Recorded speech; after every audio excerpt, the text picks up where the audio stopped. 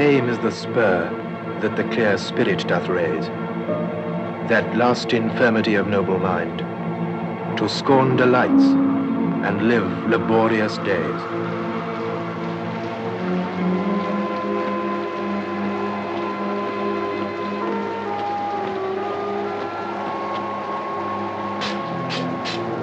Come on, Mrs. Annaway.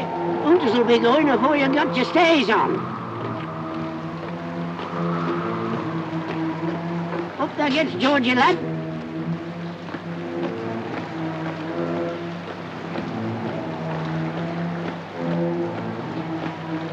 Tommy Rowbottom, it's 5:08.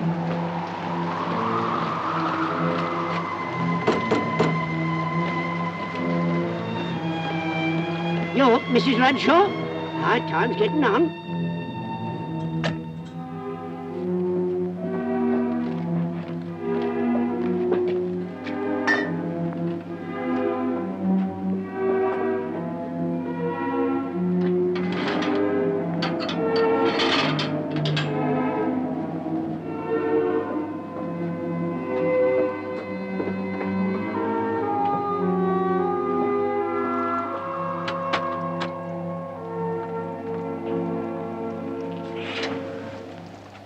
Hello.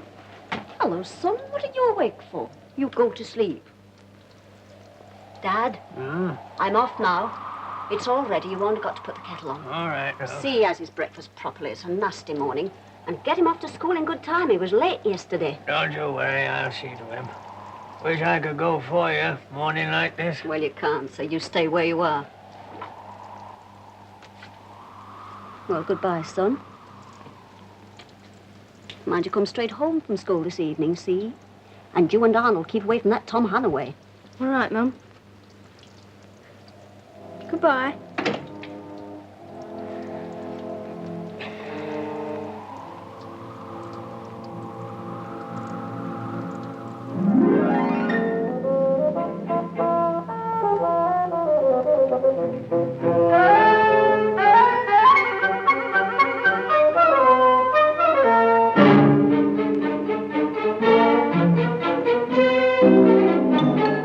You two, keep away from them rats.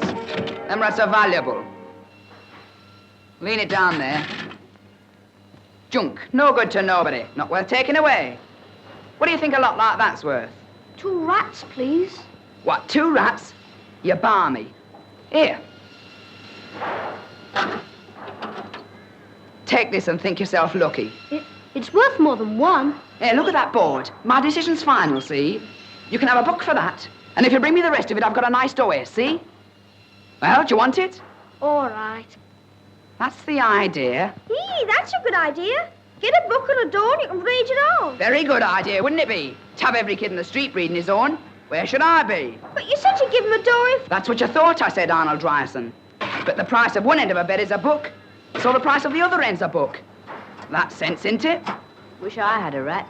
You do, eh? Will you get away over there? Not too far away, where I can call you.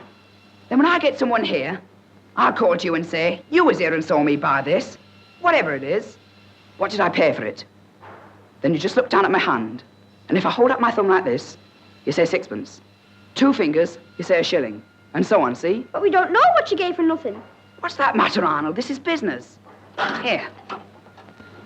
There you are. The loveliest book I've got. But that's cheating. How about it? You want a rat, don't you? Oh, come on, Hamer. You don't really want it. Your mother would never let you keep it anyway. That's right. You go home to your mother, Hamer Redshaw, you ninny. And don't you come back again, Arnold Ryerson, or I'll kick your teeth down your throat. Well, then you go home. And what do you find when you get there? 5 or 6 of you in a room that's only just comfortable enough for 2. You can't afford more. And why can't you? Because you got to pay rent to somebody. To Mr. Jones or Mr. Smith. But he doesn't get the rent, my friends. Oh, no. He's just the agent for the Right Honourable the Earl of Lost Willow. Does his lordship work in the mill town? No. Does his lordship have to sleep 5 in a room? No. No, his lordship lives in luxury on the rent you pay him. The few poor shillings you earn by the sweat of your brow. Yes. My friends, Our forefathers had a cry. Bread and liberty. That's all they asked for. Bread and liberty. We've got a sword in our house. It's all about that. Shut up. I want to hear. We're not the first to have to put up this fight. This fight's been going on for hundreds of years. And he shouted and banged his hands like this. And all the people shouted. And he held up his hand and they were quiet. And told them to sing and they all sang. He could make them do anything. That'll have been Sam Bamford. Sam Bamford? No, wouldn't be so. Sam Bamford's been dead 40 years, so it wouldn't be him. Then who could it have been? Oh, there's plenty about that's got the gift of the gab and don't care what they say. It's not so rare. Well, he said bread and liberty. Just like Grandpa's man. Bread and liberty. Grandpa, tell about Sabre. Sabre? You heard what your mother said. Sam Bamford, dead 40 years. Go on, Grandpa. Tell it. Tell it yourself. Reckon you pretty near could.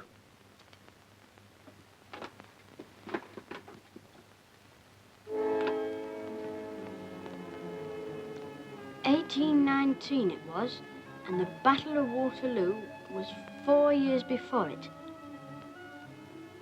I was a fine big lad then, and Emma and me both worked in the same mill.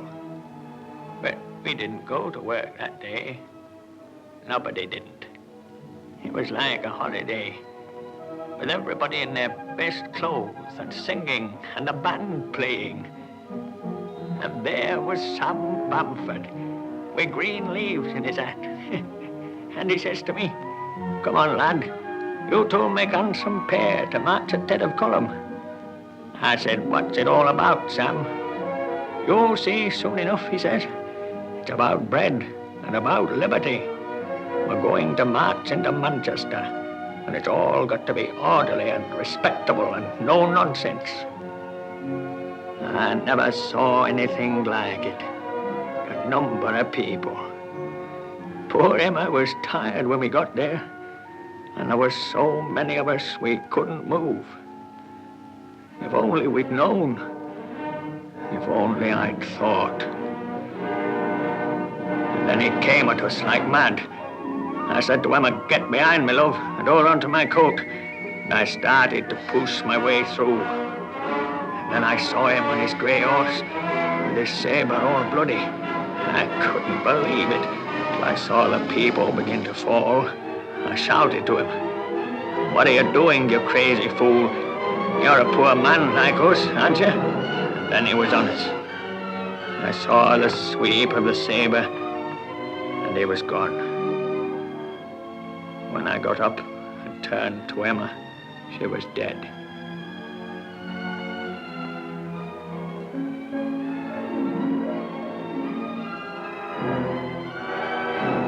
I went in search of that dragoon. I found him spurring into the crowd with his sabre lifted to kill again.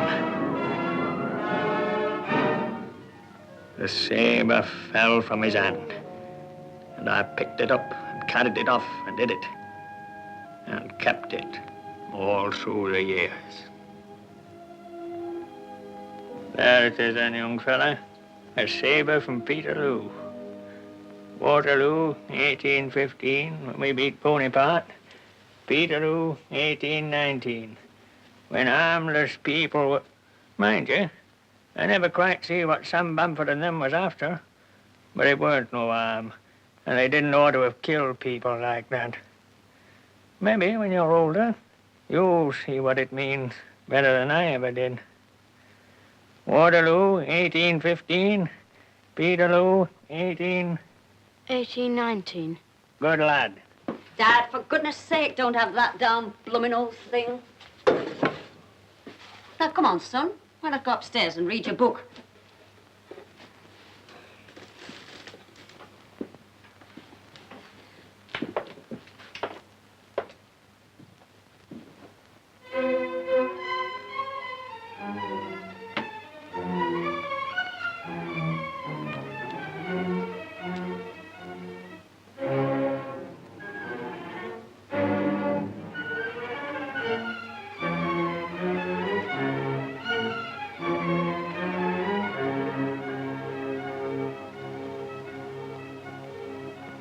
bread and liberty.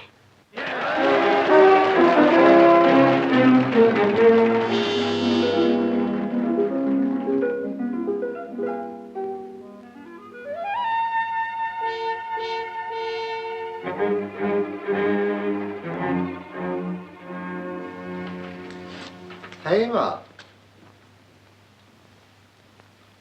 Hamer. Yes, Mr. Sotheby. Hamer, where did we put that volume of Owen Meredith?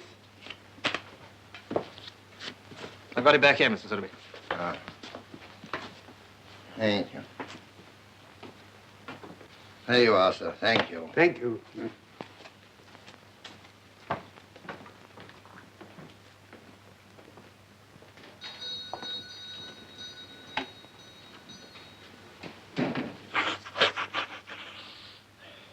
What you on to now, Hamer? Rousseau. Poor old Jean-Jacques. And you can manage that in the French? Oh, yes. Well, your French has been coming on very fast. I've been getting up at 6 and doing 2 hours before breakfast, I did. What are you going to do with it all? Well, what do you mean, Mr. Sotheby? Well, how old is it? In your 20s. You've been here 5 years. That's all right. Not too much to do in shop and all the books you want. I pay you 10 shillings a week, and maybe one day it'll be 15 shillings. But you've got a long way to go, Hamer. You can't get far in a second-hand bookshop. I want to learn my job. What job, lad? The job I've got to do. To make things fairer. To get rid of all this poverty and dirt. And, well, to talk to people and make them see that all this has got to be changed and that everyone's got to have enough to eat. And You're going to put the world right, eh? I'm going to try. Well, that's not a bad thing to do when you're young. You might even make a living at it, some do. But not everything you've got to learn for that comes out of books.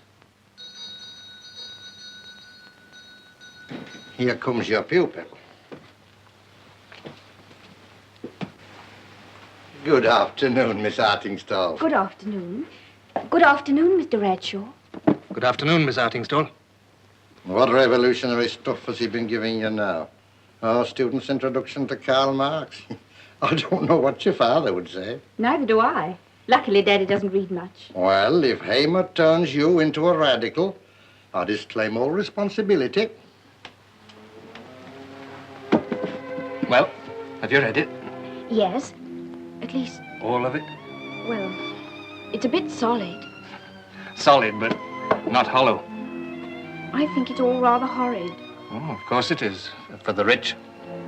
I didn't mean that. I mean, it's horrid that there should be so many people as poor as that. Horrid. What a nice, ladylike word. A wet day is horrid, but poverty is horrible. You think what he wants is possible? Possible and certain. It must come. It would be good if it did. Not for you. Well, not for you either, for that matter. You're not a worker. Not the way he means. Nonsense, of course I am. I'm not a laborer, but I work. I earn my living instead of being a parasite who lives on other people's work. What should I read next, Mr. Bradshaw?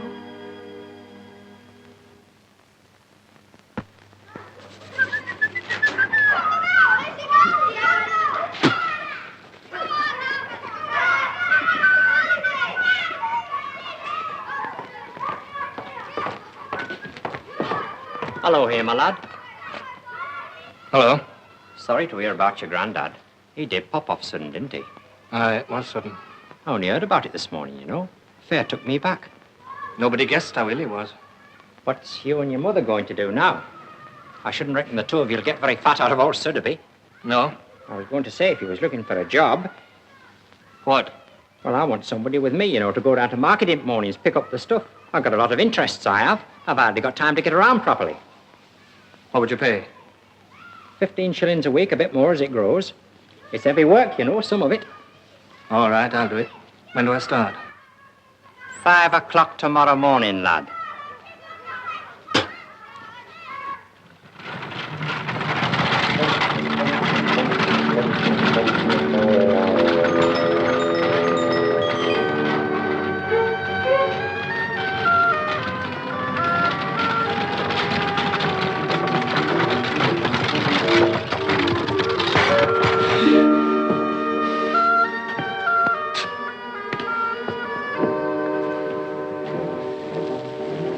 Wake up here, my lad. You've hardly started yet.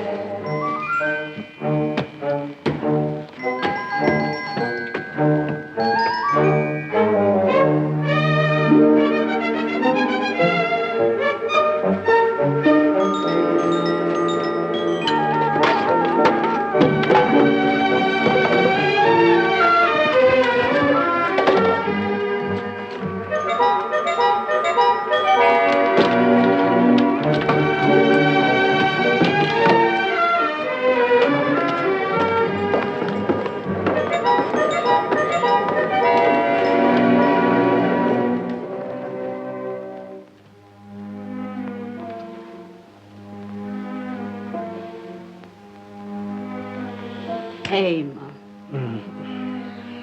It's 1:30.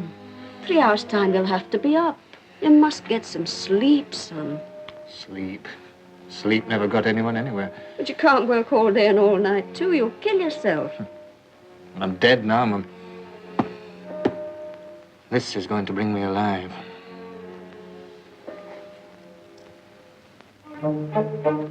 Only 4 new branches in 4 years. It's too slow, Hamer. I'll be 100 years old before we got a good business at this rate.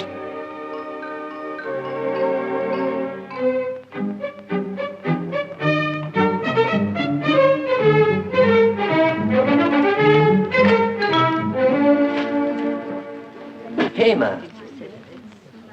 Arnold Ryerson. How are you, Arnold? Oh, come on in. Sit down, Arnold. Well, how's everything? Oh, not too bad. You and Tom are going ahead. Oh. Tom's always going somewhere. Oh. Well, how's the printing trade? Oh, not so bad. You've been doing a lot of speaking, they tell me, down at the Working Man's Club and so on. I find politics quite a relief from selling cabbages.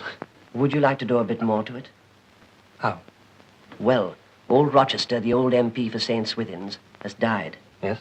And they think it's time we ran a candidate of our own. And who do they think should stand? Well, they've asked me. Oh, very good choice, too. I congratulate you, Arnold.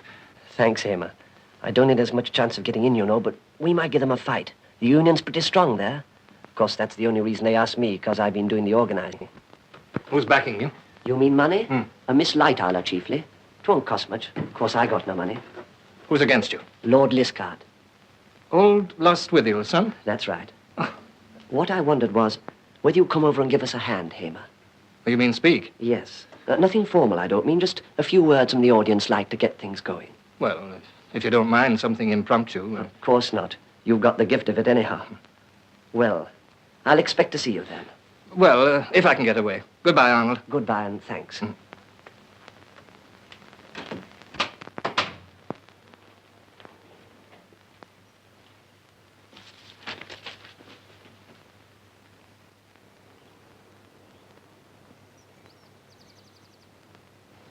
Mr. Chairman, ladies... No, Madam Chairman. Madam Chairman, ladies and gentlemen. When I entered this hall tonight, it was not in my mind to address you.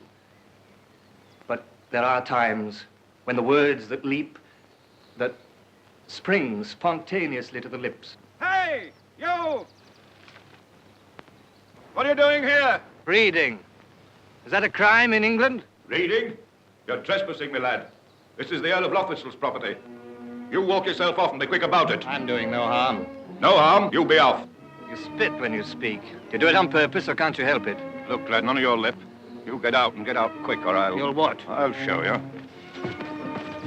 Keep your hands off me. Oh, so it's like that, is it? See this? Now you get going before you get a charge of shot in your backside. What on earth is going on here? Richards! Good afternoon, madam. I regret that I've been compelled to give one of your keepers a lesson in manners. What's been happening, Richards?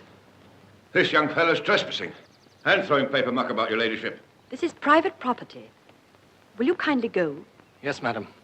And I apologize for having made use of the view and even the air without paying you rent for it. It would be more to the point if you apologized for assaulting a man 20 years older than yourself. Your cap is on the ground there. And your paper bag, or whatever it is. Good afternoon. While those who own the means of production take £2,375,000. Well now, those figures show what the working man gets out of it all. And what we've got to ask ourselves is it right and proper and justice that one man should get more than he wants and another so little that he can't keep body and soul together? Well, it stands to reason it can't be, doesn't it? Well, that's what we say, and that's what we are fighting for.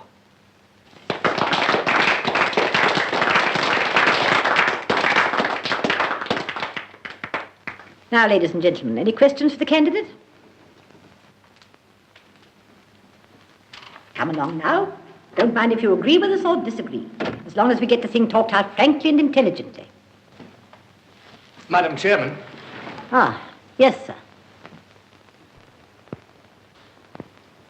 I have no question to put to the candidate, but I have one that I have often put to myself, which I should like to put to every man and woman in this room. It's a very simple question.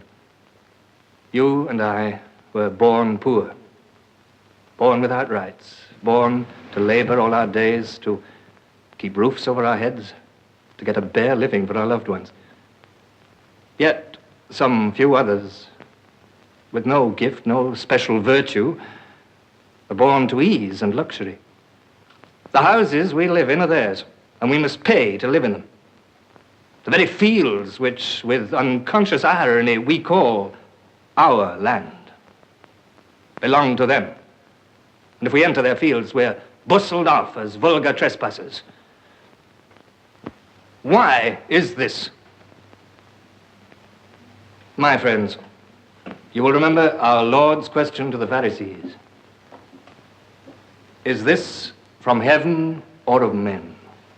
And that is the question I would like to put to you about the life of the poor and the rich. Did God ordain it? This contrast between sweat and ease, between want and luxury? Or is it the product of man's will, of greed, of selfishness?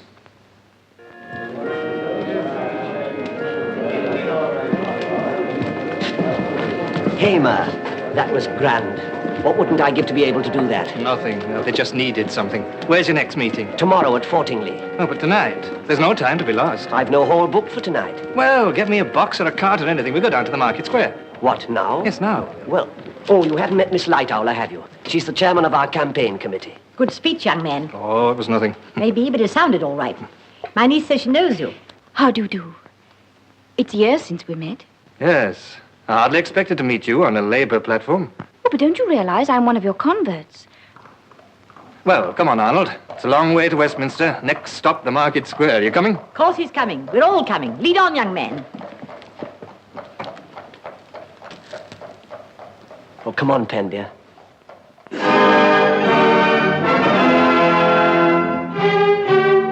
our crusade, I give you a text. I saw a new heaven and a new earth. But I ask to serve you, as my father served you, as my grandfather served you, and as his father served you before him. I therefore ask you to vote for...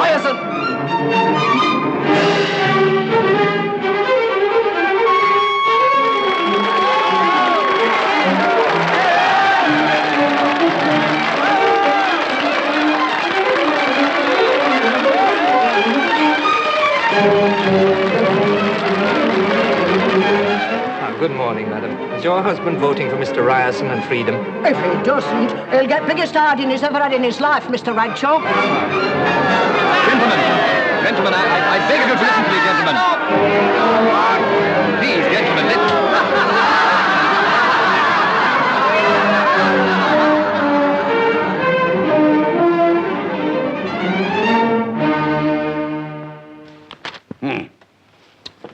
So you've started to appeal to decency now? Well, let me tell you this, sir. A man who appeals to decency during an election is a man who knows he's losing. Rot me, this isn't a parish tea. Just that I felt that this fellow Bradshaw was offending a lot of the steadier elements. Steadier elements? There aren't any steadier elements. Any waster's got a vote now. Play-acting stuff will get every vote in the district. What you want are some men. Some good, reliable fellows who'll pull him off his soapbox, shove him in the river when he talks his revolutionary twaddle. Why, when my father was elected, his tenants held the bridge for 8 hours, so that the Whigs couldn't get to the poll. I know, Father, but you can't do things like that nowadays. Anyway, I can't believe that many people want to be represented by a man like Ryerson. Ryerson? He doesn't matter a tinker's curse. It's this fellow who barks for him. Well, go on and get out. It's no good standing there looking like a fish. Go out and fight him. You've got the name and the money and everything you want. Go out and fight them instead of beating about decency. Promise them something. That's what they want, promises. Lip salve like this other fella gives them. Send letters out to, sell kisses for votes, like Georgiana did for Charlie Fox. Anything. I doubt if that would get him far. Don't you believe it, my dear? They'd vote for him, for a kiss from you. Nearly would myself, knowing him to be just a damp, wet fish. Pity we can't put you into britches and put you up. You'd get in, by gad you would. Well, I warn everybody that if I have to start kissing people in this election, I shall begin with the rival candidate. He's my fancy. What, Ryerson?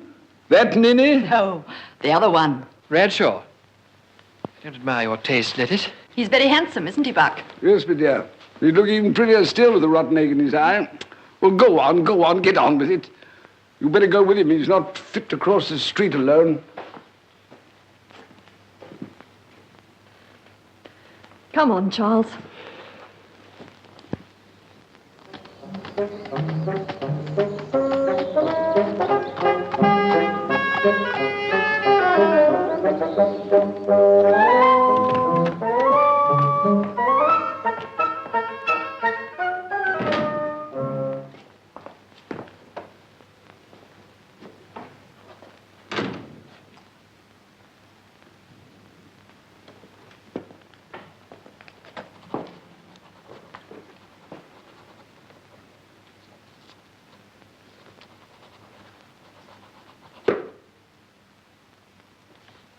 You, Hanover?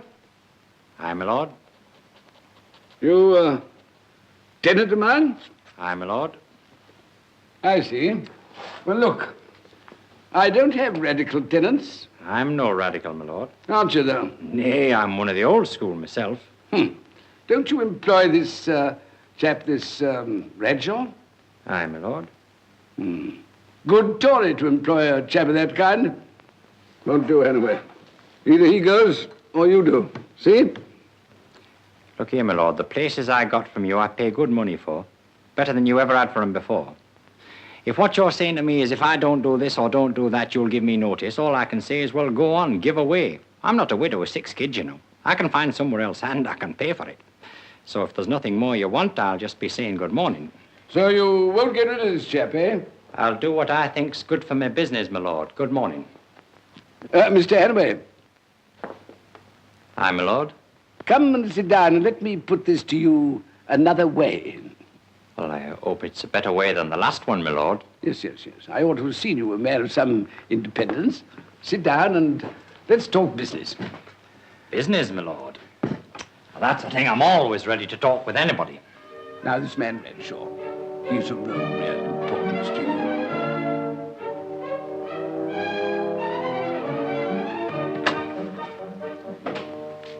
Hello, Hamer. Hello, Tom. Oh, this is a nice place you've got here. Have you bought it or are you just renting it? It's Miss Lightowl, as I'm staying here. Are you sleeping here as well? Yes? Oh, well, that's rather what I wanted to talk to you about, Hamer. Things is not going too well with the shops. Oh, sorry about that. What's wrong? You know how it is. Nobody in charge, nothing getting done. When can we reckon on you coming back? Immediately after the election, 4 days' time. 4 days, that's a long time. That's what we agreed. I know that, but that was before we knew there was going to be all this trouble. I reckon you ought to come back before that, Emma. When do you suggest? Tomorrow, or the day after at latest. And leave all my work here? Well, your work here isn't going to make your living for you, is it, lad? Why have you suddenly thought of all this? Oh, come on, Tom, I'm not as dull as all that. You want me out of this election. Why? Now, look here, my lad. You and me's known one another for quite a long time. We can afford to be frank, see? All this work you're doing here, this tub thumping and getting your name into papers, it isn't doing you any good, Why? Why? Because it's getting you up against people you can't afford to be up against, and that I can't afford to be up against either. Ah. So you've been talking to his lordship? Never you mind who I've been talking to. What I'm telling you is for your own good. Well, how much? What do you mean, how much? How much is it worth in cash to have me out of St. Swithin's? Oh, don't talk like a fool, Hamer. Come, business is business. You say I can't afford to be up against somebody. Well, what can somebody afford not to be up against me? Now, look here, Hamer, lad. You've got a good, steady job, and maybe soon it might run into a bit more. How much more? Well, maybe 10 shillings a week. And where's your profit in that, Tom? Look, I'll do a deal with you. You go back to his lordship and get him to write out and sign a proper contract. In consideration for Mr. Hamer Radshaw withdrawing from all part in the St. Swithin's election, I hereby undertake to pay the said Hamer Radshaw a bribe of not less You're crazy.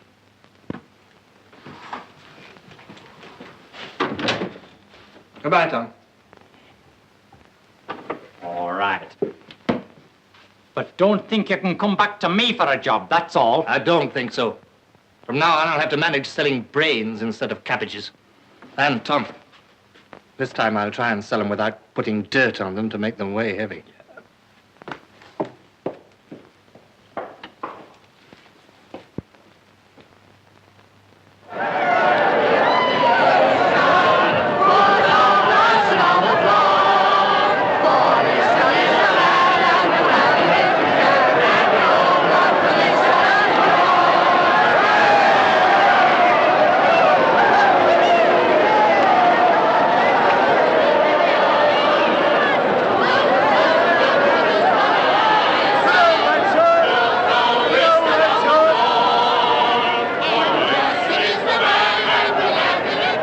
In 10 minutes, we shall know.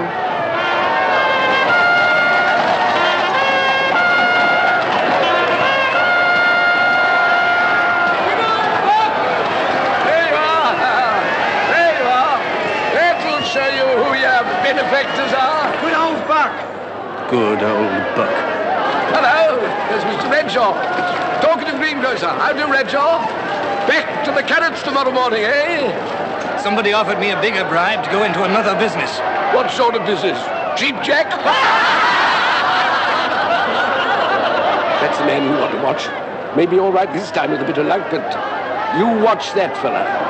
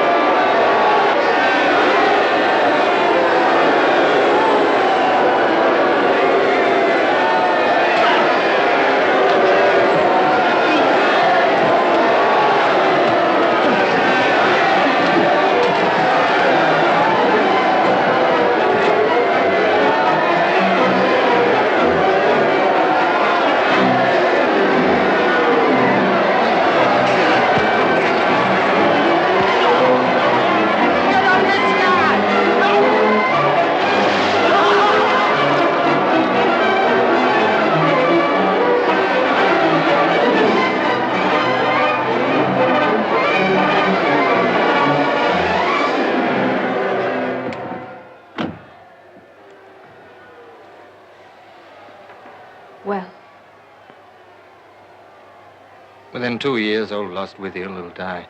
Liscard will go to the Lords. And may the Lord help them. There'll be a by-election. I shall stand for this constituency, and I'll win it.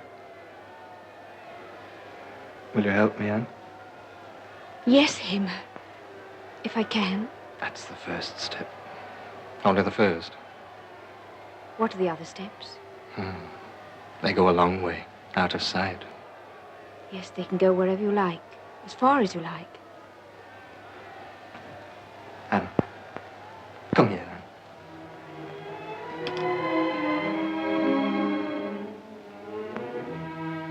Will you go with me? See where they go? You think that would help? Shan't go if you don't. Nonsense, Hamer. You've no choice. Don't you want to come with me? Yes, but I'm not sure how much good I can be. Come and see, darling.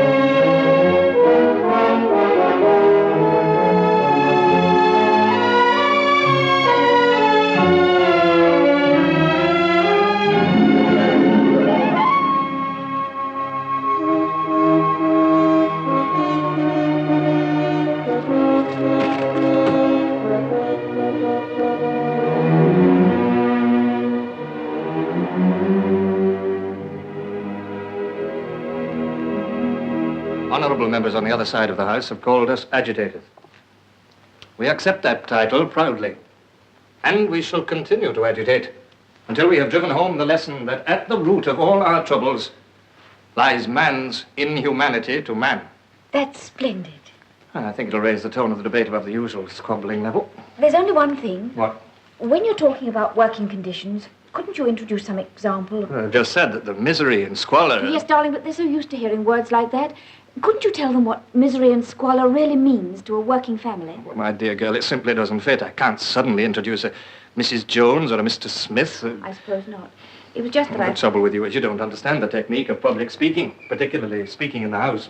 Anyhow, it's a fine speech. Complete nonsense to say that I'm not being concrete. Honourable members on the other side of the House have called us agitators. We are agitators. We accept that title proudly.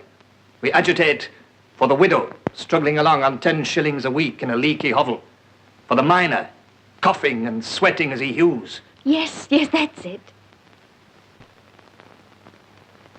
What do you mean? That's what I wanted. And a moment ago you said I wasn't being concrete enough. You don't listen, my dear. I'm sorry, darling. Now, how about the letters? Doncaster on the evening of the 17th. Is that possible? You're in Glasgow on the 16th and Edinburgh on the 18th. No, you can't keep on with these night train journeys, darling. No, I must. Hardy and MacDonald are both going. Accept. But, Hamer, you'll kill yourself. Well, do you know of any better way of dying? Accept and find out about the night train. There's the darling. Hello, listen to this. It's from Arnold Ryerson. This is just to ask you if you could spare a day to come and give us a hand here. There is no doubt that the strike is weakening. It would give the men a lot of heart if someone with a name in the party could come down.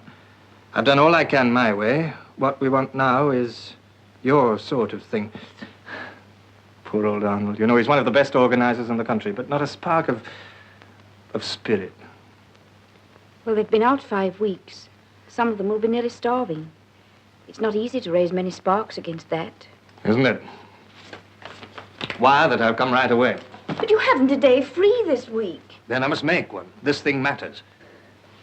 Do you think I'm going to let the miners be beaten? To let that strike collapse just because there's no one to give them a lead?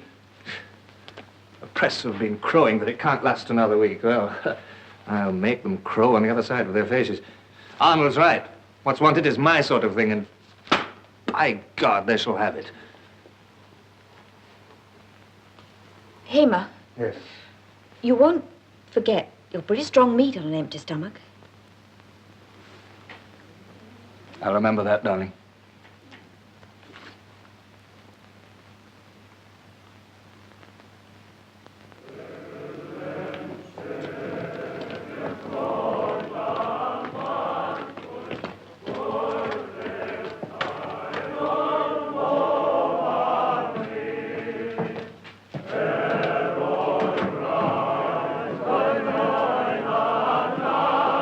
Well, you've got a full house anyway.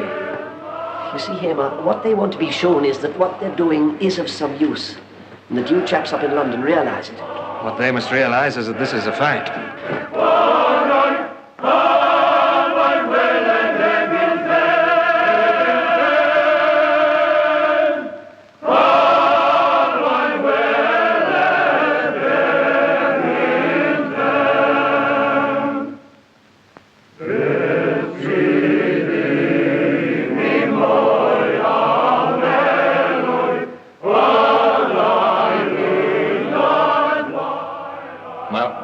That's the army that's got to fight this battle and win it.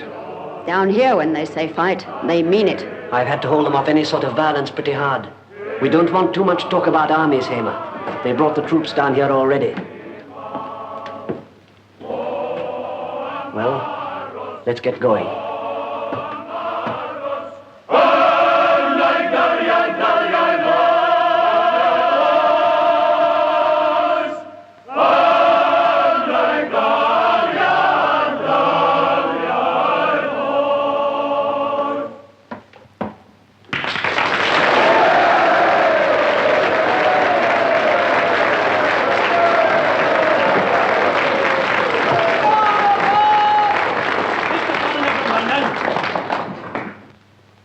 Boys, I only want just to welcome on your behalf Hamer Radshaw.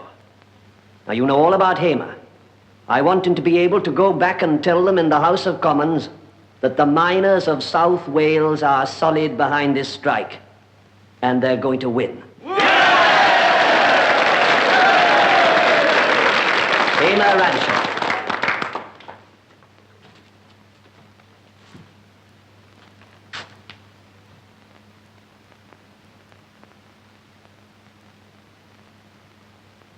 Friends, I want you to look at this weapon.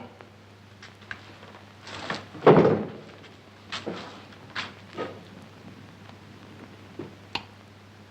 foul murder was done with it. I want you to help me convict and punish the murderers. Well, they're still abroad in this land, killing, not perhaps with the sword, but with the slower weapons, starvation and cold.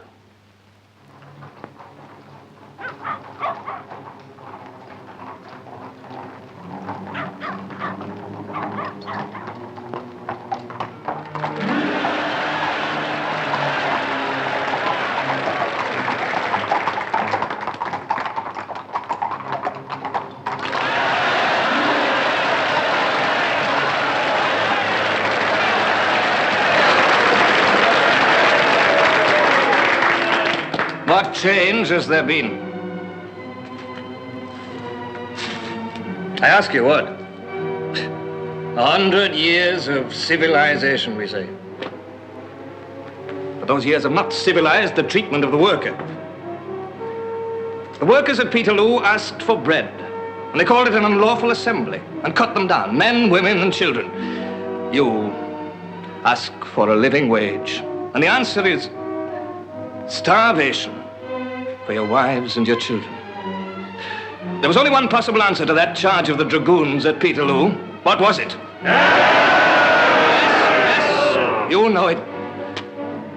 God help us, we are men.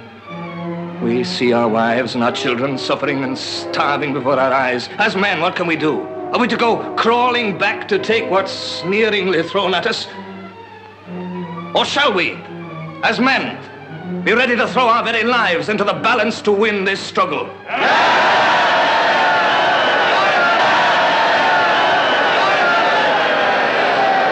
Men of Wales, the choice lies with you. Come on, boys! To the officers!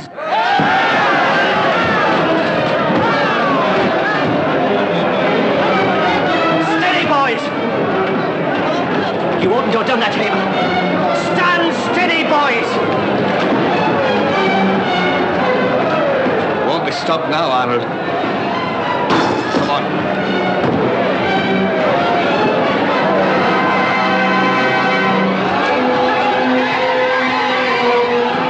I know. There's going to be trouble if you don't watch out. They got the troops down there. I know. Now listen, lads. Stop! Stop, lads! Stop!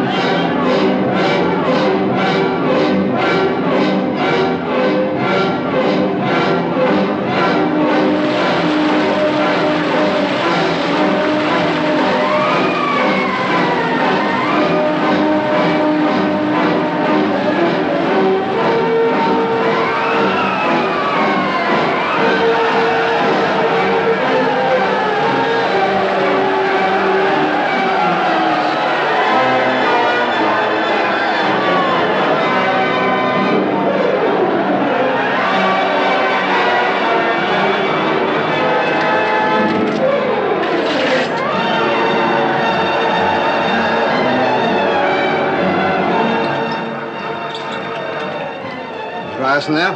I can't see him, sir. I better see. Shouldn't I try? No. This is a matter of public order.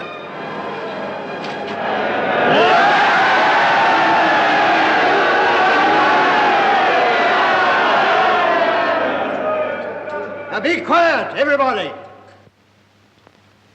Is Mr. Ryerson there? Yes, Mr. Clark? Now, Mr. Ryerson, I must hold you responsible for bringing these men here, and as a magistrate, I must order you to take them away at once. Otherwise,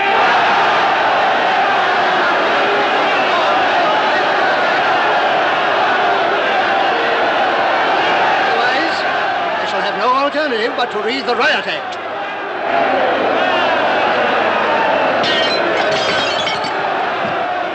You better come in or you get one in the eye. They're off this time.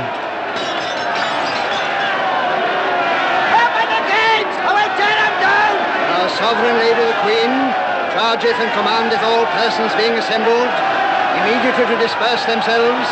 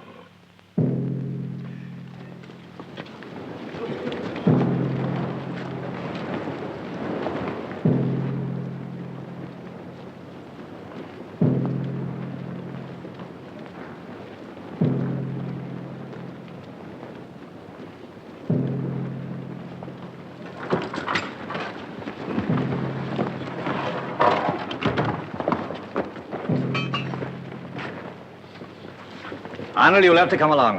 If you're going to arrest him, you better arrest me, too. I don't know anything about you, but if you had any hand in starting this, I hope you're proud of it. Come along, Arnold, boy.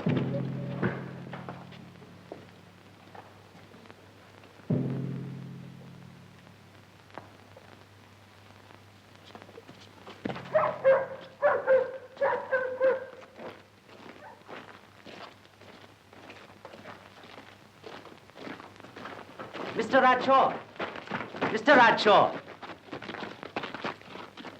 Can you give me anything on this, Mr. Radshaw? South Wales Gazette. Why, yes. I hope the owners and management will realize that this man's death lies at their door.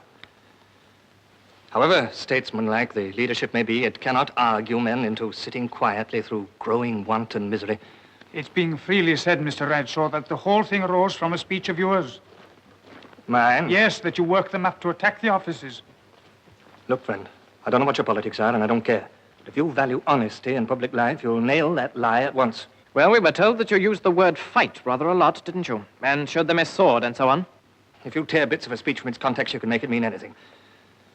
Why, when the crowd rushed to the offices, we stood there on the platform, shouting ourselves hoarse, trying to bring them back. Is it likely that responsible men like Ryerson and I would advocate useless violence?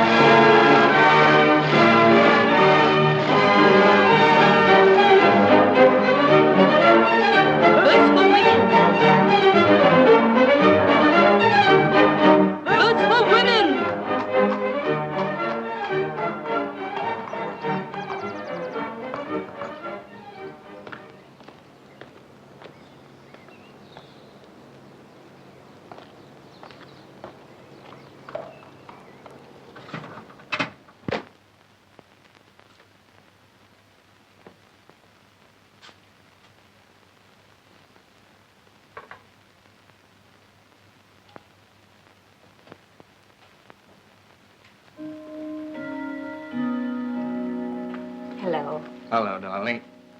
Fairly quiet if you don't mind, Hamar. I've got Lizzie in bed upstairs. Lizzie, who? Aunt Lizzie.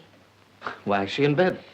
They tried to break up a suffragette procession. Lizzie was carrying a banner. Some brute of a man hit her in the face. It's given her a prize black eye. Oh, don't tell me Lizzie's mixed up with all that nonsense. Can I see her? Yes, she is awake.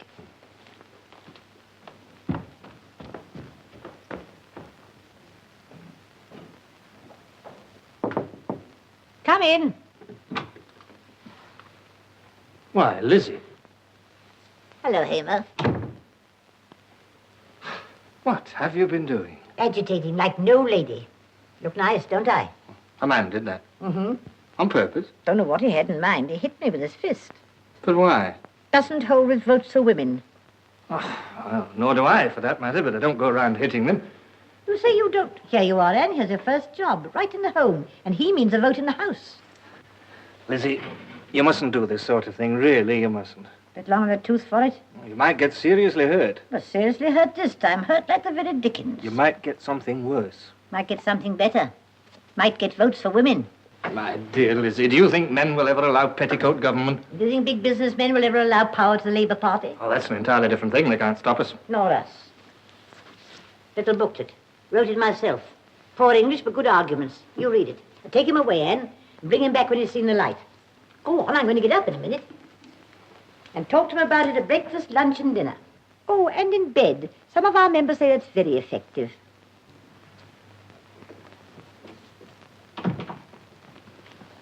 Why on earth did Lizzie have to get mixed up with that rowdy mob? Perhaps she's fighting for something she believes in. Well, I tell you, it hasn't a chance of success politically. Is that a reason for not believing in it? Well, look, Anne, you're not going to tell me that... What? That you're a slave to male tyranny? If you mean, do I support votes for women, the answer is that I do. Oh, well, I suppose so long as you keep quiet about it. Hamer, Hmm. Lizzie has asked me to join her action group. I've said I will.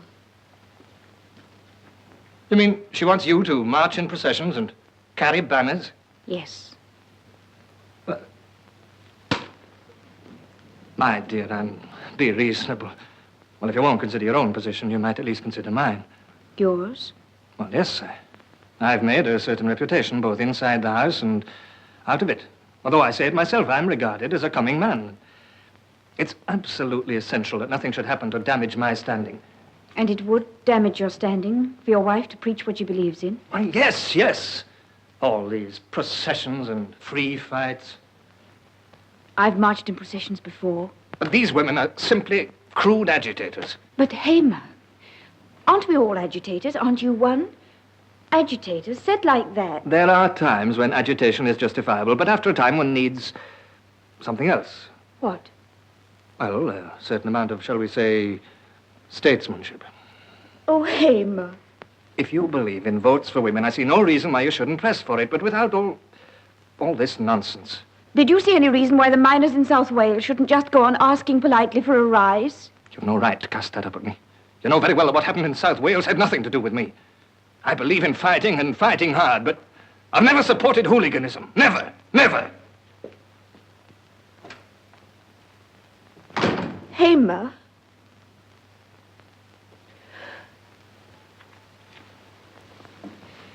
You heard? Part of it. No, he really believes that. Oh, yes. Hamer can believe anything he wants to. Well, then?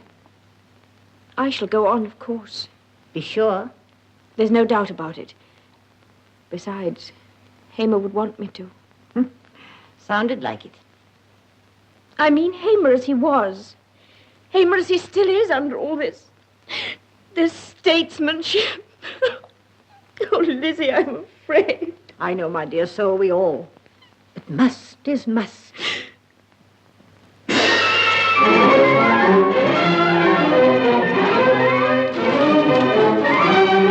for women! Votes for women! Votes for women!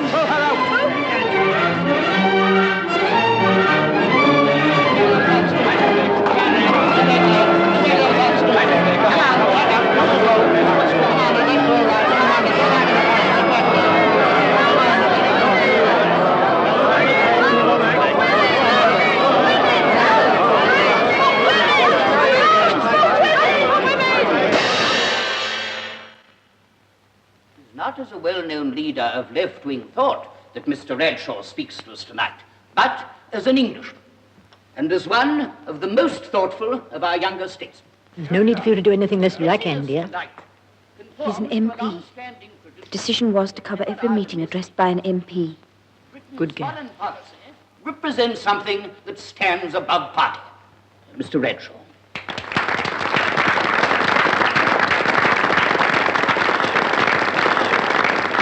Quite a change from St. Swithin's, huh? He's still very handsome. Mr. Chairman, my lords, ladies, and gentlemen. It is not good for a country, or for a politician, to fix eyes solely on internal affairs. Therefore, I welcome this opportunity to speak to you tonight on the subject of Europe and peace. The two words have been coupled together. Does the Speaker support votes for women?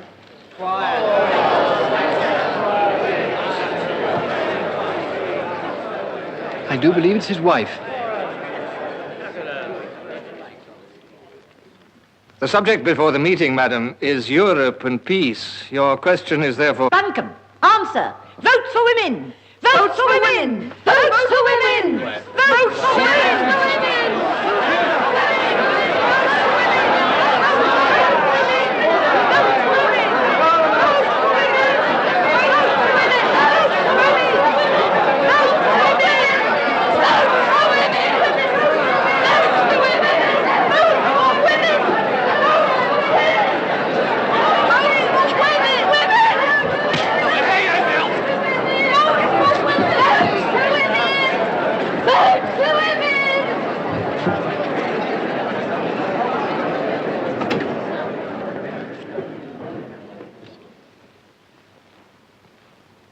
The subject before the meeting, ladies and gentlemen, this evening is Europe and peace.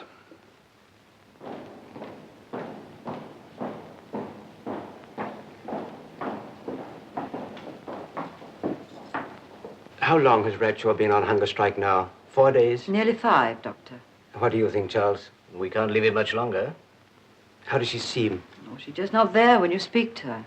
I've seen it before. They're always the ones that go on. I should say give her until tomorrow morning, then forcible feeding.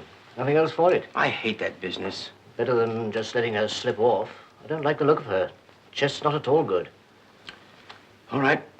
Report to me at this time tomorrow. If she hasn't eaten by then, have the forcible feeding team standing by. Very well, Doctor. Come along, Charles. The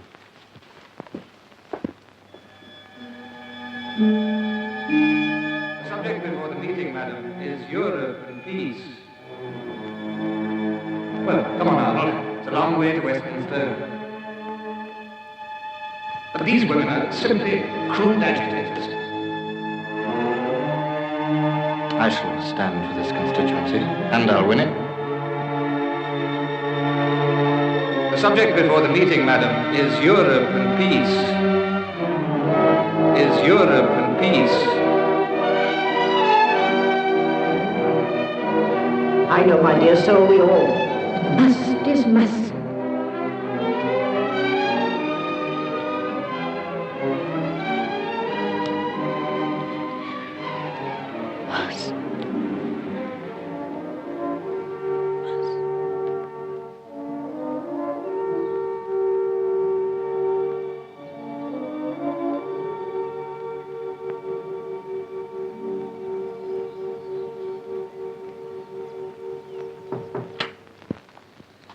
Lady Lostwithiel to see you, sir. Lady Lostwithiel. Please show her in. Yes, sir.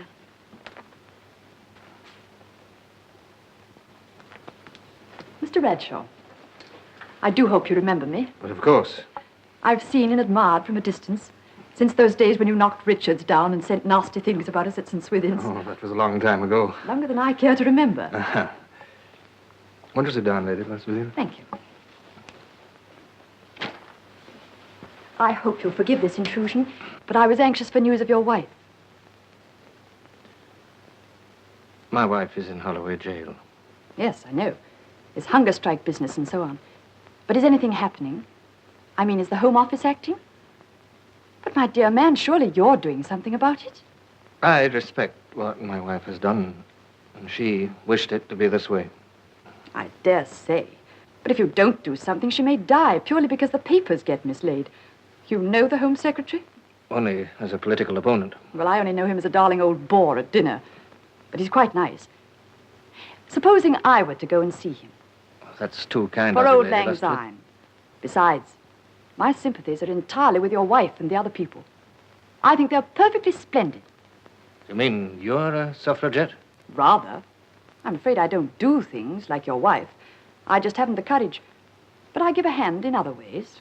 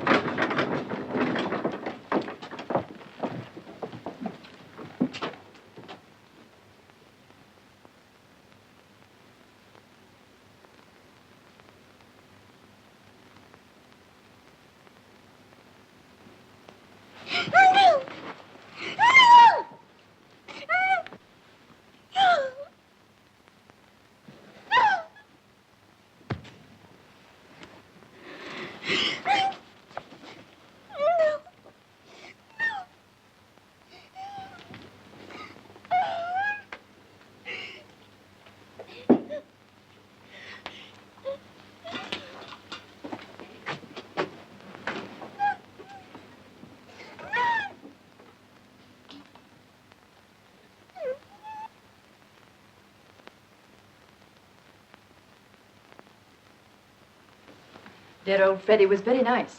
He's terribly worried about the whole thing, of course. I can't thank you adequately. But I did nothing. The order for her release had already gone. Now, you get on round there. I have my carriage outside, and if you care to drop me at Halkin Street, you can take it straight on. That's more than kind of you. Nonsense, I told you. This is the only sort of contribution I make.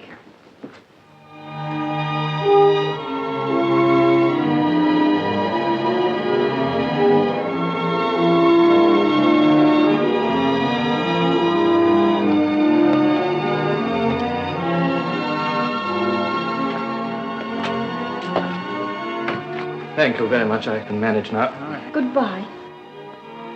You go home now, dear. Forget all about it. All right.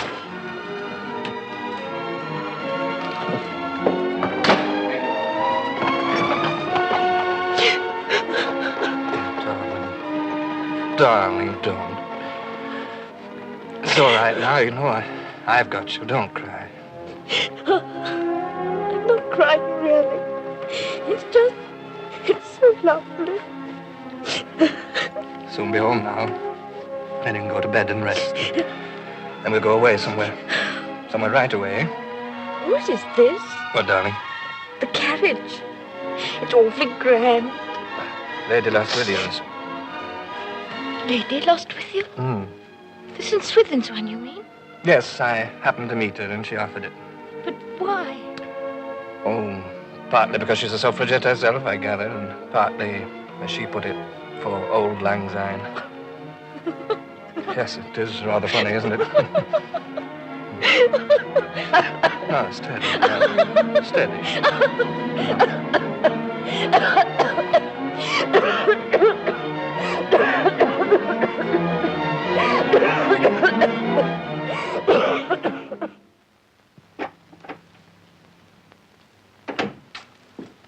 Well, I'm sorry, Rachel, but there's very little I can do.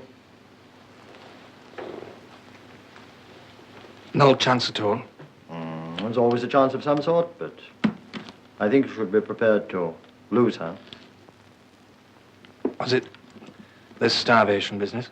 No. No, the infection's obviously been there a long time, but that will have accelerated it. She'll want to know. My dear man, she knows already. She knew before I did.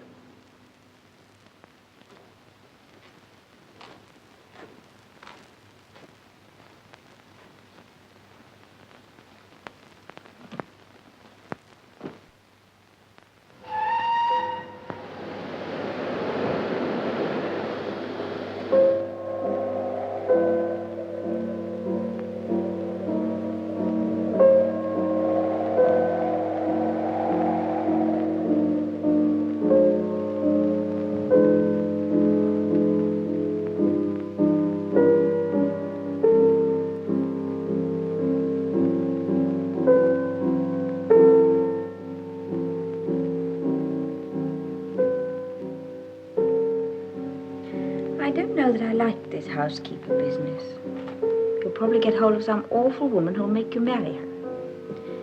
You'll be very eligible, you know, darling. All right, then. A manservant. One of those gentlemen that do everything. Much better. He'll probably be very firm with you about your clothes. Yes, I believe they are. What's the matter? I was just thinking how extraordinarily hardened one gets to this situation. To hear this, you might think we were on our honeymoon. That's not getting hardened. That's getting unsoftened. It's quite different. Yes, of course. I suppose so.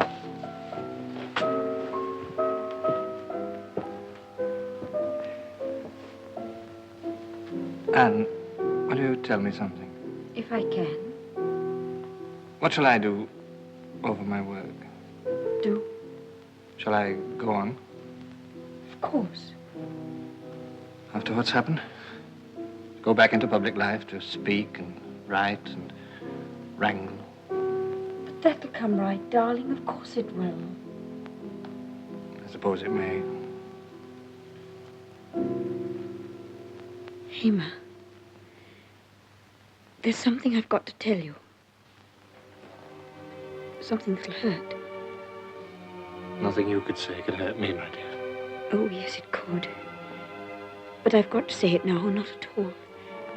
Hema, you do that too often. Do what? Ask questions when you really know the answer.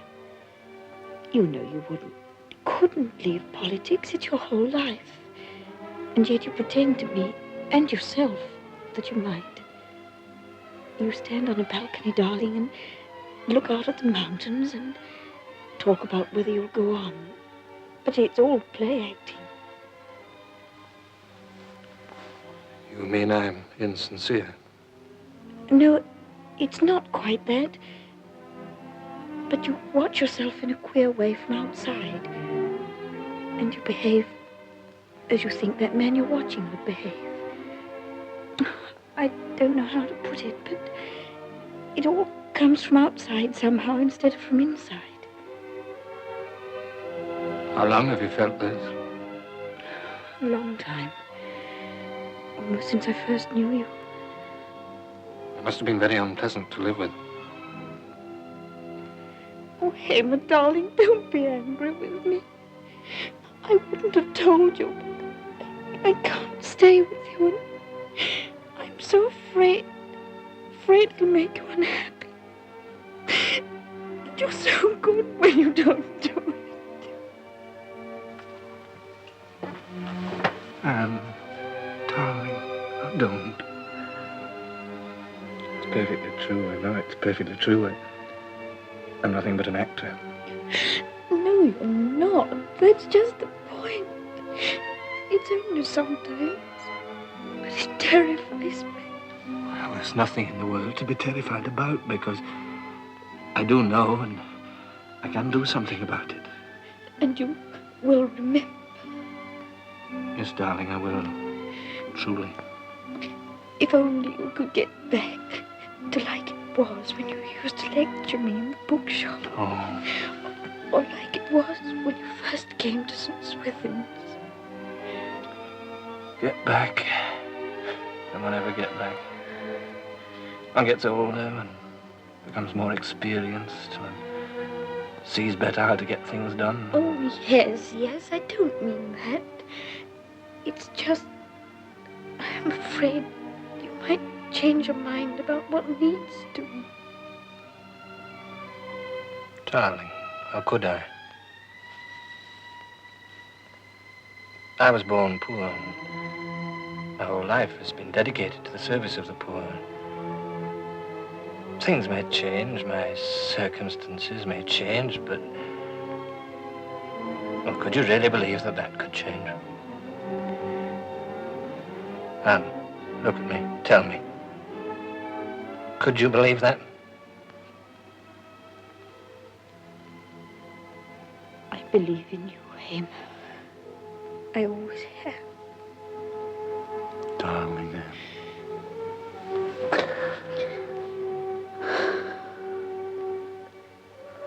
That's the last of the musts done.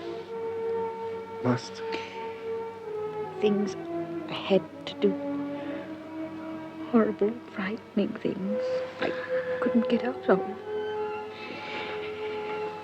Oh, darling Hammer. Only nice things left now.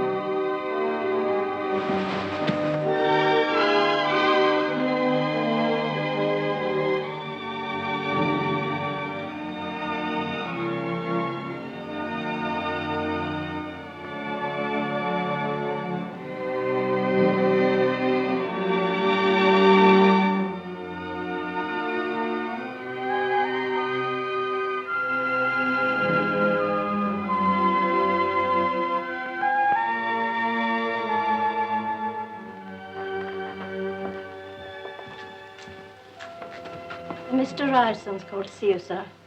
Mr. Ryerson. Show him in. Yes, sir.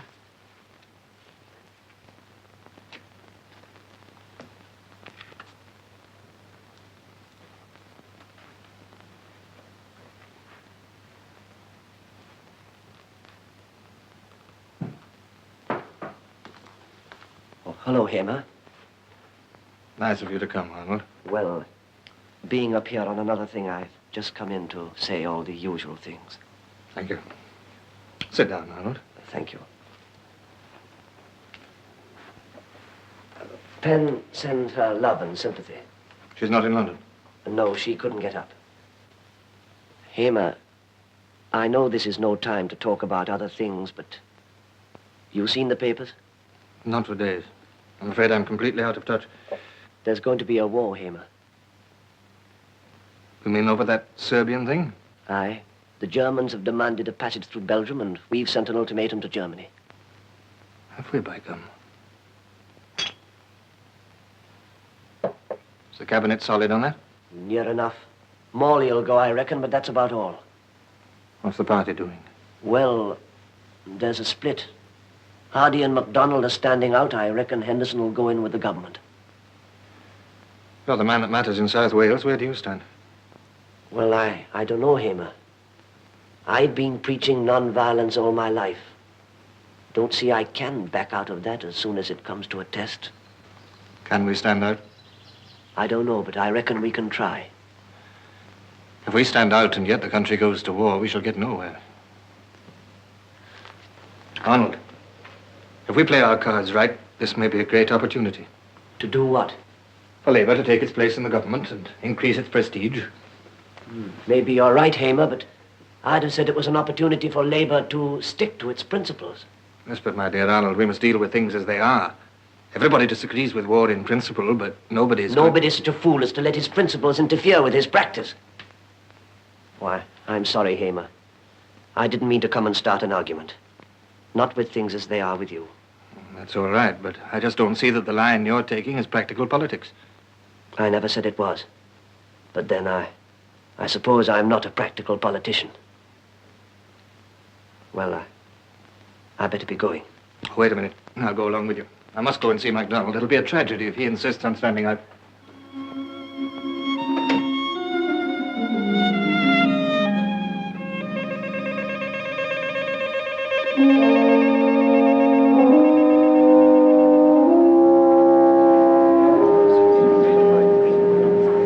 Hello, Hamer. Lettice. I'm so glad you were able to come. I have the Minister of Mines here, and he very much wants a chat with you. I think he wants something, so be on your guard. Thank you, Lettice. I will. By the way, I met an old friend of yours the other night, one Hannaway. Hannaway? Yes. Do you know, Hamer, I think he's the most deliciously vulgar thing I ever met. Masses of money, all made out of profiteering, and pointed for the next honours list like a compass needle. He's got it all fixed. Sir Thomas or bust. The fact remains that these strikes are a very serious blow at the country's war effort. They're the result of years of mishandling the industry. That may be so, Ranshaw, but surely this is no time for private quarrels. I know your views, and I honor you for them, but we need your help. What sort of help? Well, you have the air of these chaps. If you could bring South Wales wholeheartedly behind the government, it would be the biggest thing you ever did. Something that wouldn't be forgotten, either by the government or the country. You think it over, old man. There's a big opportunity here. May we be told who asked you to come down here, Mr. Ranshaw? Well, it wasn't Arnold Ryerson this time anyway. He's in jail. I was asked to come down by the Minister of Mines. I accepted because I think... He's a friend of yours, is he? Because he's no friend of ours. Well, he's no friend of mine either, but I think he's an honest man doing his best for the war effort. The boss's war. Oh, come, be reasonable. It's nonsense to call this a boss's war. Well, then whose war is it? Ours, all of us. It may be yours, but it isn't mine, friend. Not yours. How can it not be yours? Do you think you can be a citizen of a country until it's in danger and then contract out and say you're not concerned? Hasn't our cry always been that this is our country, not the boss's? Well, how can it ever be our country if you won't fight for it? Oh, go home and tell that where they haven't heard it before. Go home? You tell me to go home? I'm at home here among working men if I'm at home anywhere. Aye, we know. My friends, I've been fighting for the worker all my life. And now you think it's time he went and fought for you? They tell me up in London that the miner is no patriot, because if he were, he wouldn't be striking when the country is struggling for its life. I say that's a damned lie. Hooray! You're out of date, friend. The miners had all of that talk he can stomach. I don't believe you. I don't believe that patriotism's out of date in Wales. Here's a straight offer. Get your men together and give me quarter of an hour And you'll prove black's white. Now you go home, Mr. Radshaw. That's the best thing for you to do. So you're afraid to let me speak to them? We're afraid what might happen to you. Me? What the hell does that matter when there are men dying? Like little Di Evans did last time you came here. Where's your sword? Got it in your pocket? Now, boys, wait a minute. Mr. Radshaw has come a long way. Aye, and let him go back a long way, and the quicker the better.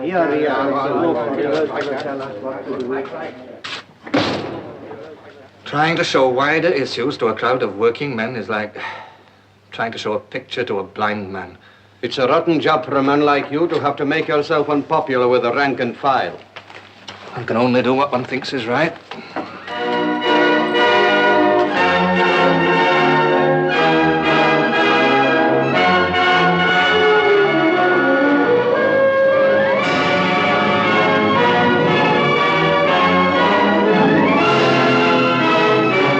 Good night, Sir Hamer. Good night. Well, Pendleton, we're in. Congratulations, Sir Hamer. Yes, we haven't got a clear majority, but we're the biggest single party. There'll be a Labour government at last. Lizzie, my dear, this is sweet of you. You oughtn't to be out as late as this, you know. Had to come round to offer you my congratulations. We're in, eh? Yes, no doubt about it this time. Not got a clear majority, but still, we're going to drink to it. Thank you, Jane. I'm glad it's come, Hamer. Beginning to wonder if I'd ever see it. My dear Lizzie, I was beginning to wonder whether I should. 40 years, it's a long time. What, dear? I said 40 years is a long time to wait.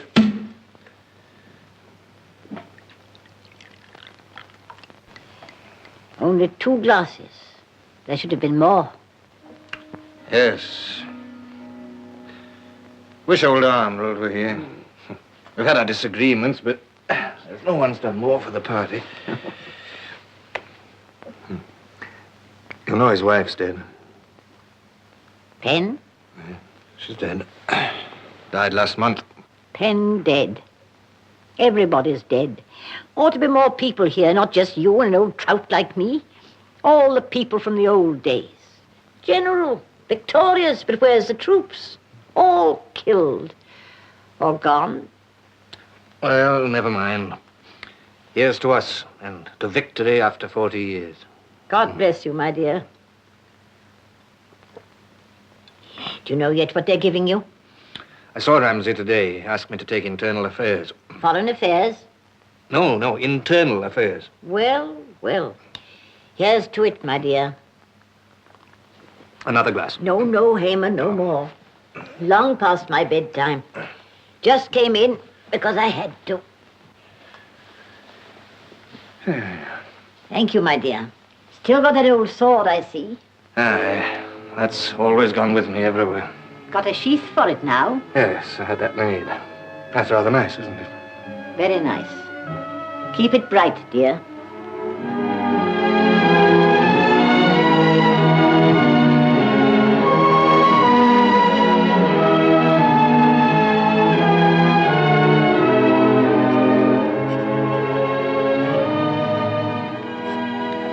These are all personal, Minister. Right, thank you. You know the Cabinet's been postponed till 4. Yes, I took the papers directly after lunch. Would you like to see Parsons now or later? I told him to stand by. I'll let you know. What time's this meeting? You should be leaving now. Oh, one other thing, Minister. You asked me to draft a reply to Ryerson about meeting the hunger marchers. Oh, dear, yes. If you'd just look at it. Read it to me. Dear Arnold, it would have given me great personal pleasure to join with my friends in one more gesture in the interests of the poor and suffering. But, as a member of the Cabinet, I am bound by the policy which we have agreed and which I am convinced is correct. All my experience leads me to deprecate mass action and to favour the constitutional use of the machinery of the government. With all good wishes, yours, etc., etc.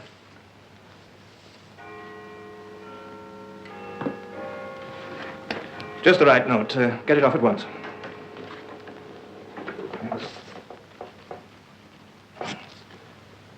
Put private and personal.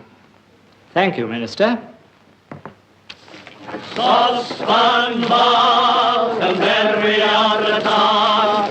Saucepan ball, and then we are the top. And now where is the boat, Johnny Bob? Saucepan ball, and then we are the top. Saucepan ball, and then we are the top. And now where is the boat, Johnny Bob?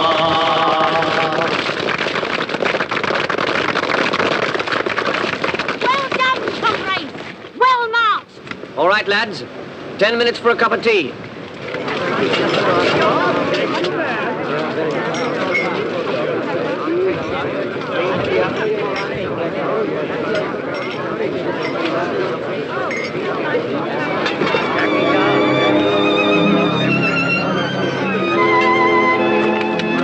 Lizzie, me old dear, and what the devil are you doing here? Always come to meet people who need meeting. How are you, Arnold? Well, I could do with a drink and a sit down, but I'm afraid. How many we got here, Lizzie? Quite a few people, my dear. Aye, it's a fine big crowd out of 7 million, but I expect there's a football match on. Anyone here who matters? They all matter. Aye, so they do. But no bigwigs, none of the cabinet? If you mean Hamer, no. I wrote to him. And you thought he'd come? No, I suppose not.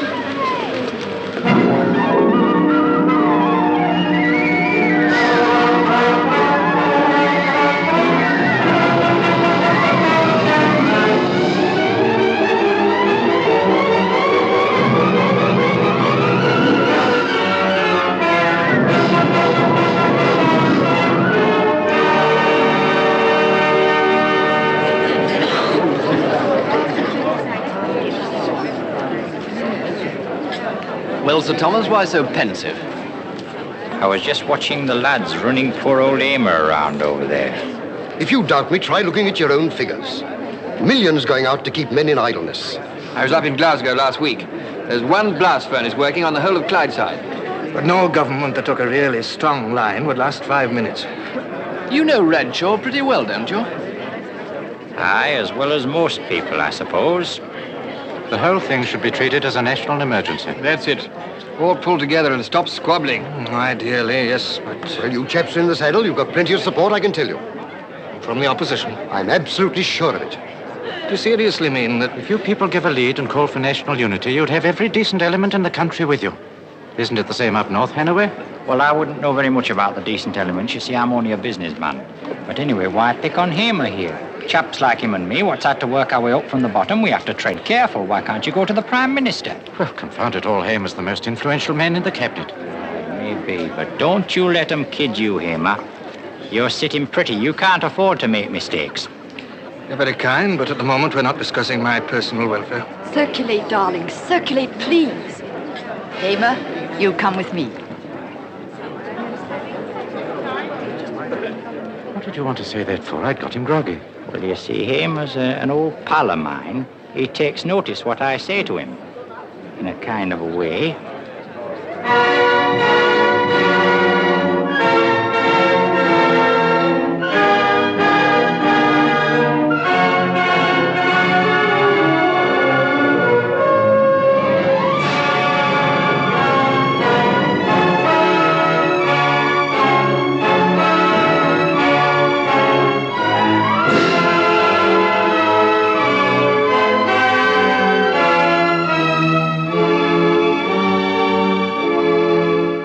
National program. Here is the news, copyright reserved. The national government. It was announced from Downing Street this evening that the King has been pleased to approve the appointment of a cabinet of 10 to undertake the task of balancing the budget. 4 members of this cabinet have been drawn from the Labour Party, 4 from the Conservatives, and 2 from the Liberals. Broadcasting tonight, the Prime Minister said, It is not a coalition government. I would take no part in that. It is not a government which compels any party to it to change its principles or to subordinate its distinctive individuality.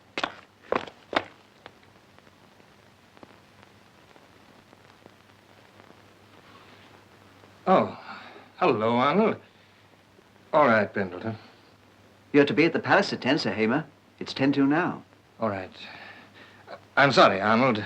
It's good to see you, but I've got an appointment. It's true, then. What? You're going in with them. MacDonald has asked me to stick to my post. I think it my duty to do so. I nearly knocked Tom Williams down when he said that you were in it. Dear Arnold, I'm very sorry. Is it true that one of their conditions was a cut in the dole? There was no question of condition. Oh, to hell with your parliamentary answers. Have you sold the unemployed? No. You're a liar. Look now, Arnold. You and I are old friends, but if you only want to abuse me... Abuse you? God help you, man. It's you who abuses yourself. How could you do it, Hamer? After what we went through all those years, and you married to a woman like Anne. Don't it mean anything? Didn't it ever mean anything? Arnold, my dear fellow, there's far too much sentimental talk about the old days in this party.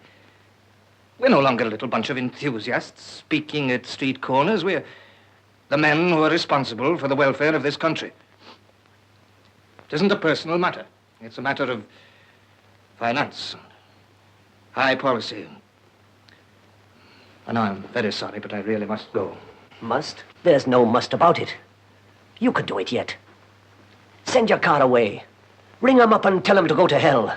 Tell 'em you won't sell what you've worked for 40 years. Sir Hamer? You're going to be late, sir, if we don't leave at once. All right, Pendleton, I'm coming now. Very good, sir. Come on, Arnold. Shake hands. Let's part friends. After all, you and I have disagreed before. No. There's no grounds for friendship now.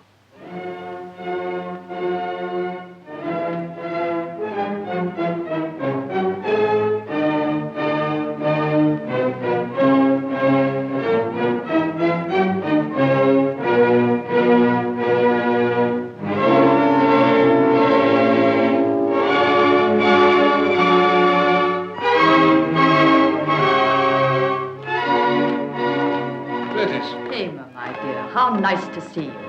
How are you? A little tired, but otherwise well, thank you, Lettice. I have a lot of people for you to meet. Oh, my dear Lettice, I do nothing but meet people. The grandeur and spirit of England expressed in wood and stone. Ah, Lettice, if I could bring the wrangling politicians here and stand them where I'm standing, they might even become patriots. Hamer, is that a proper sentiment for a Democrat? My dear lady, what is democracy? Is it not a raising up rather than a leveling process? Primarily, of course. I said, my dear Prime Minister, this is not a matter to be settled without mature consideration. In fact, the maturest consideration of which we are jointly and severally capable. Well, Hamer, when is the next election going to be? Oh, well, I mustn't tell tales out of school, but I think you may take it that an appeal will be made to the country sooner or later, and sooner rather than later. And what will happen, Sir Hamer?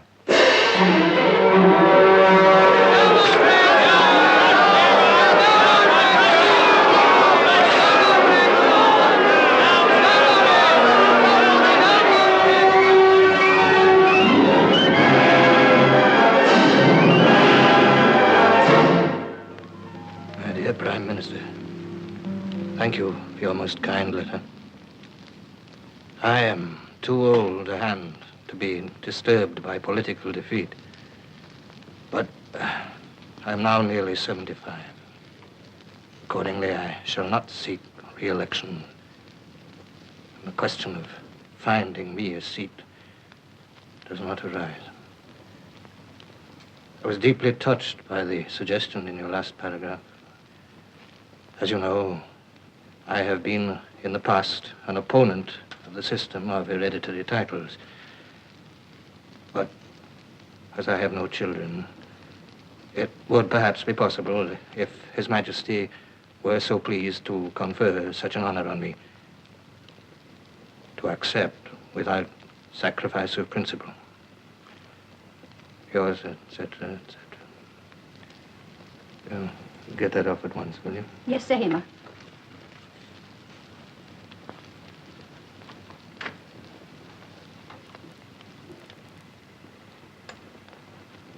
Rid of me.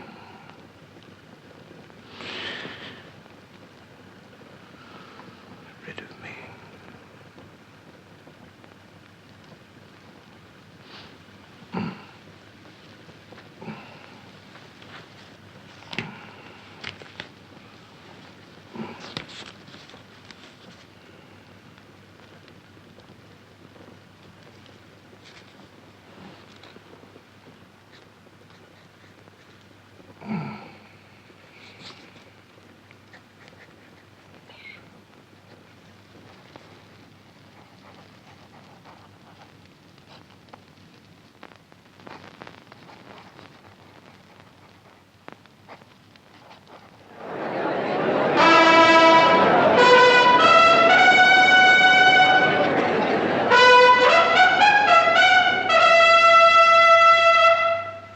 My Lord Mayor, Your Excellencies, Your Grace, my lords, aldermen, sheriffs, ladies and gentlemen, pray silence for the Right Honourable, the Lord Bradshaw of Hanford.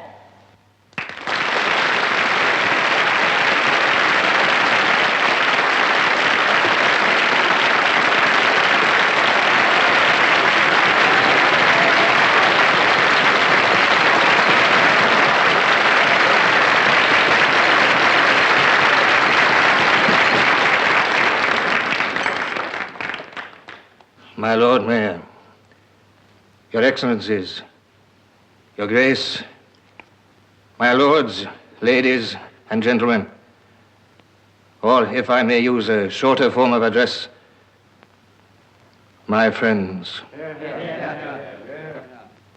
Tonight, my mind is drawn irresistibly to thoughts of the past, to thoughts of that long road, that often bitter road that a poor boy from a Manchester slum stepped out to travel so many years ago.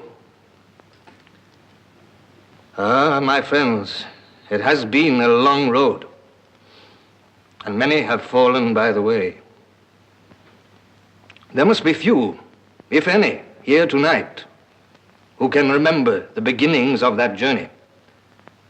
But if there were, I should call on them with confidence to bear witness that despite all errors and failures and human weaknesses, I have striven to carry a torch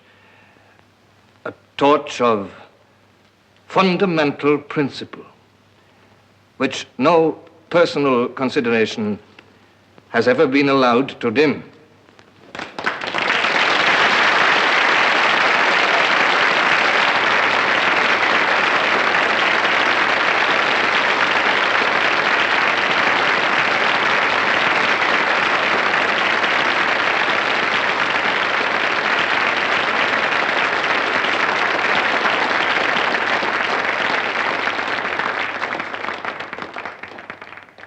I say I should make that claim with confidence.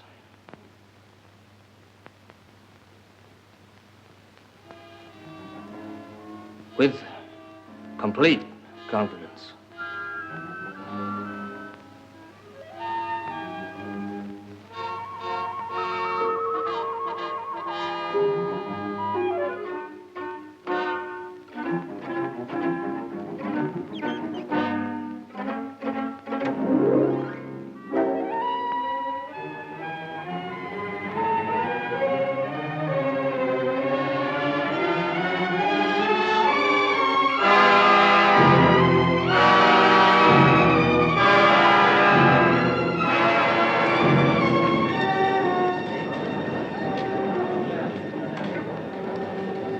you all right, my lord? Yes. I just...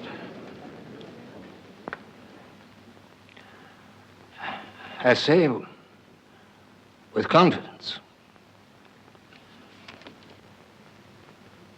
that, after all, my friends, is what matters. We must be confident in our destiny of our people and their acumen.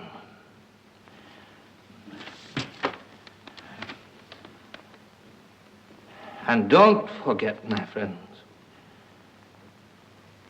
we must go on. Devil's the old boy talking about? I wish they'd stop him. It's pathetic.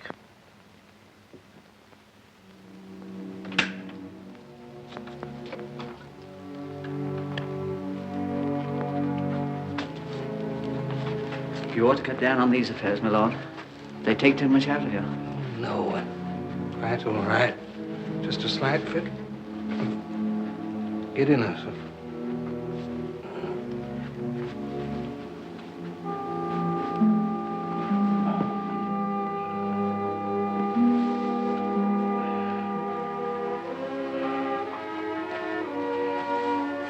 Fire's not too much for you, my lord. No, it's fine. Thank you, Pendleton.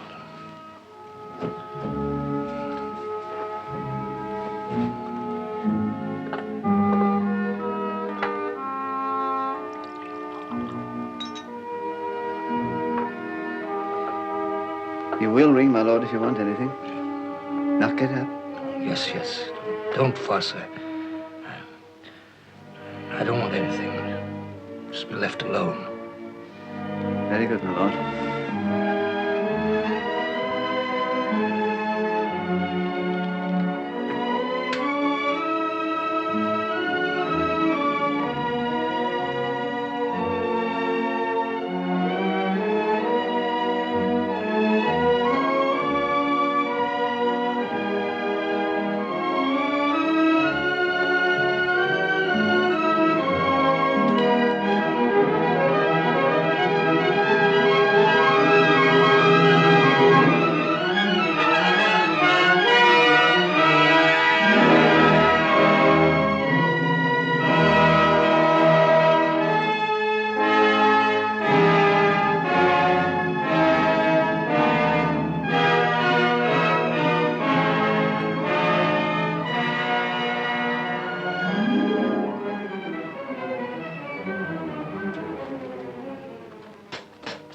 Come on, Mrs. Annaway.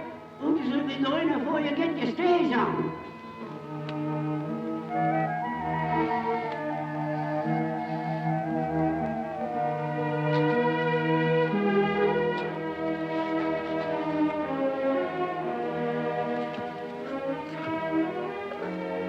I give you a text.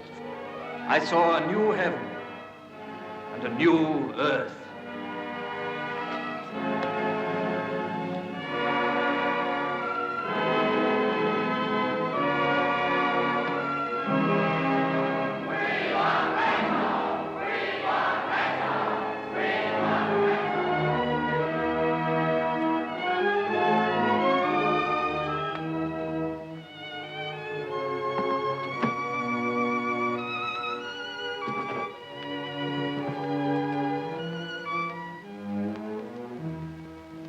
I believe in you, him.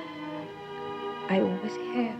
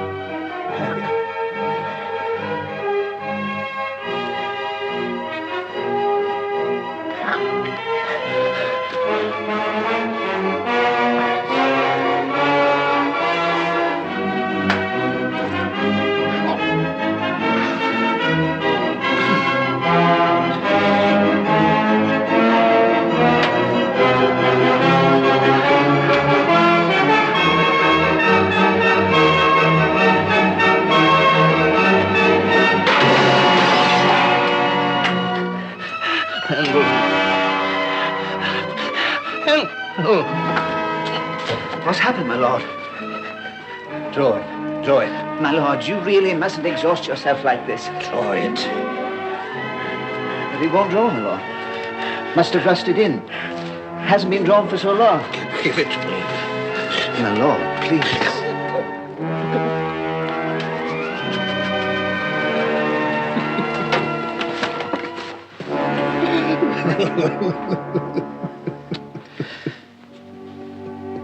Come along, my lord. It's time for bed. Oh, yes, it is. Let me take this. That's it.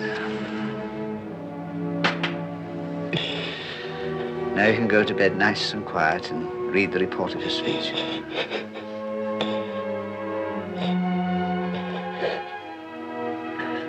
I've put the evening papers beside your bed.